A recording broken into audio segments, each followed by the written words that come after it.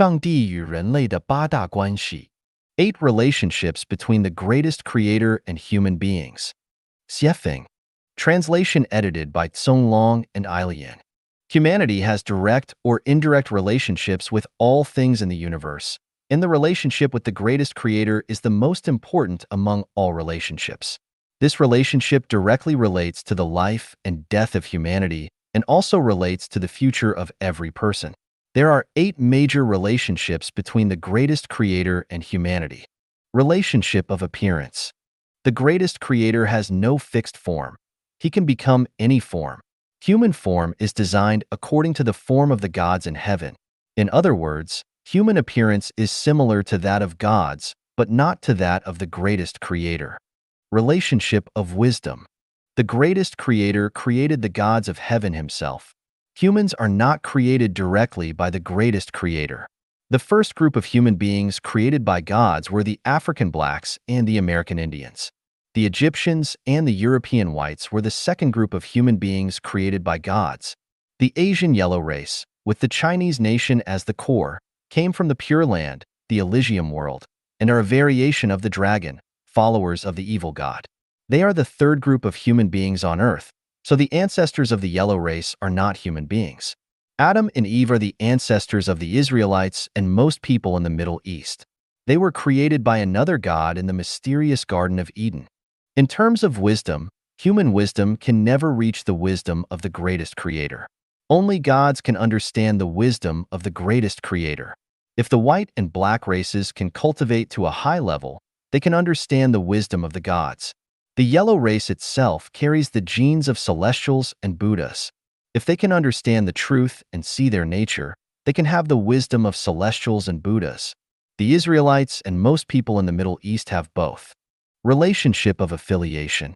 Humanity does not directly belong to the management of the greatest creator. The gods of heaven are directly managed by the greatest creator. Humanity is managed by one god, but is always hindered and destroyed by another god. Since the gods are unified in opposition, the two types of gods are evenly matched, and neither can defeat the other. Therefore, human society can never achieve a perfect state and can never be peaceful. Human hearts are always seeking balance and support in the conflicting and contradictory forces of good and evil, beauty and ugliness, truth and falsehood. For example, one god created Adam and Eve, while another god immediately planted a so-called tree of wisdom in the Garden of Eden to lure them into eating from it. By eating the fruit from that tree, Adam and Eve's thought patterns were changed to be able to oppose the God who created them. The God who created them was aware of the other God's scheme and warned Adam and Eve not to eat from the tree, but ultimately, they couldn't resist the temptation and followed the other God's path. In anger, the God who created them expelled them from the Garden of Eden. The God who truly cares about humanity is referred to as the God of light, while the opposite is referred to as the God of darkness. Jesus represents the God of light, while Satan represents the God of darkness. The God of light cares about humanity's fate and destiny, seeking to lead people to pursue truth, goodness, and beauty, so they can achieve mental freedom and happiness, as well as physical freedom and pleasure. Buddha clearly understood the human situation in the competition between the gods of light and darkness and taught his disciples to give up worldly life and pursue transcendence, freeing themselves from the gods of light and darkness and reaching the Pure Land directly. On the surface, the God of darkness appears to be very concerned about humanity, but in essence, he is only interested in making people pursue material possessions, such as money, power, status, beauty, fame, success, and being superior to others. He does everything in his power to keep people preoccupied with immediate interests, leaving them little time for deep contemplation, ultimately preventing the God of Light's plan from being realized. Therefore, in essence, the God of darkness does not really care about humanity. He leads people astray from the true purpose of life. The cause and effect relationship. Although the greatest creator does not directly manage humanity, he is well aware of humanity's current state and future. He is also aware of the love-hate relationship between the gods of light and darkness. The God of light wants to bring perpetual light to the world, while the God of darkness wants to bring perpetual darkness. However, Perpetual light and perpetual darkness will destroy the universe's unity of opposites, so it can only be half and half. The greatest creator's concern for humanity is expressed through the causal relationships he has set up, orders, and procedures. First, he has given humans a certain degree of free will, allowing them to freely choose between light and darkness. What the greatest creator gives us is exactly what we ask for, and our current situation is entirely what we deserve. The greatest creator has neither taken anything away from us nor added anything to us. We are walking on the path set by the greatest creator.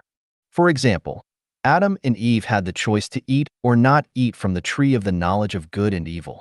They could have chosen not to eat and continued to enjoy endless happiness in the Garden of Eden, or they could have eaten and been banished from the garden and had to survive by their own labor. Similarly, if we find an injured rabbit on the road, it is up to us how to treat it. We can ignore it, neither helping nor harming it, and continue on our journey. The result of this choice is that when we are injured and need help from others, no one will come to help us, but no one will harm us either. If we pick up the injured rabbit, give it appropriate care, and release it back into the wild, then we are protecting a life, and what we gain is the extension and sublimation of life. However, if we take advantage of the rabbit's vulnerability, catch it and skin it for cooking, what we gain will be the shortening and devaluation of life. How we treat other things, they will repay us in an equivalent way. How we treat God, God will treat us the same way. How we treat the greatest creator will repay us with something of equivalent value. We will receive in proportion to what we give, and what we receive will always be proportional to what we have given. In general, what we long for will come to us. If we are determined to seek money, money will come to us. If we concentrate on seeking power, we will gain power. If we search for prostitutes, they will come to find us.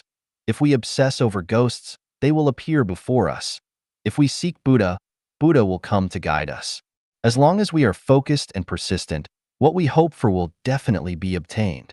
Many people yearn for something but fail to achieve their expected goals. This is not due to any problems with the greatest creator's order or procedures, but rather because of our indecisiveness, wavering minds, lack of conviction, or impatience.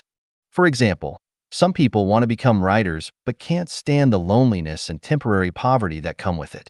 They switch their goals constantly, wanting to start a company, become a government official, or study the function of horsetails. This leaves the greatest creator and the gods and demons unsure whether to help them become a writer or a business owner, and ultimately, they achieve neither. I remember a fable from my elementary school textbook called The Kitten Who Went Fishing. A kitten went fishing with an old cat, who sat quietly by the lake and caught many fish. The kitten, however, looked around and saw a dragonfly flying by, so he put down his fishing rod to catch the dragonfly.